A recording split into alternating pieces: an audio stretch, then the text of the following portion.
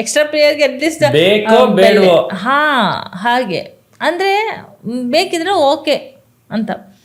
And there was a time, even the times ಹಿಂಗೆ ಸಹ ಬಂತು ಕಿ ನಾನು ಮೇ ಬಿ ಹೀಗೆ ಸಹ ಮಾಡಿದ್ದೀನಿ ಕಿ ಡ್ಯಾನ್ಸ್, ಐ ಮೀನ್ ಜನರು ಹೀಗೆ ಒಂದು ಆ್ಯಡ್ ಶೂಟ್ಗೆ ಕರೀತಾರೆ, ನಾನು ಲಾಸ್ಟಲ್ಲಿ ಏನೋ ನಿಂತು ಅಲ್ಲಿ ಮಾಡೋದು ಸ್ಕ್ರೀನಲ್ಲೇ ಕಾಣಲ್ಲ, ಹಾಗೆ ಸಹ ಮಾಡಿದ್ದೀನಿ.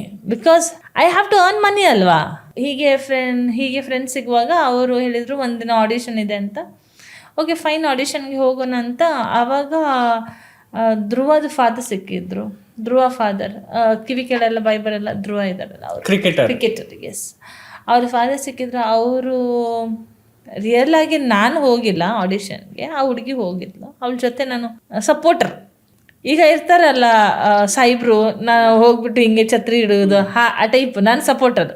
ಓಕೆ, ಸರ್ ಕೇಳಿದರು ನಿನಗೆ ಡ್ಯಾನ್ಸ್ ಬರುತ್ತಮ್ಮ? ಡ್ಯಾನ್ಸ್ ಬರುತ್ತೆ, ಬಿಕಾಸ್ ನನಗೆ ತುಂಬ ಚಿಕ್ಕ ವಯಸ್ಸಿಂದ ನಾನು ತುಂಬ ಕಡೆ ಕಲಿತು ಏನೋ ಬಂದಿದ್ದೀನಿ.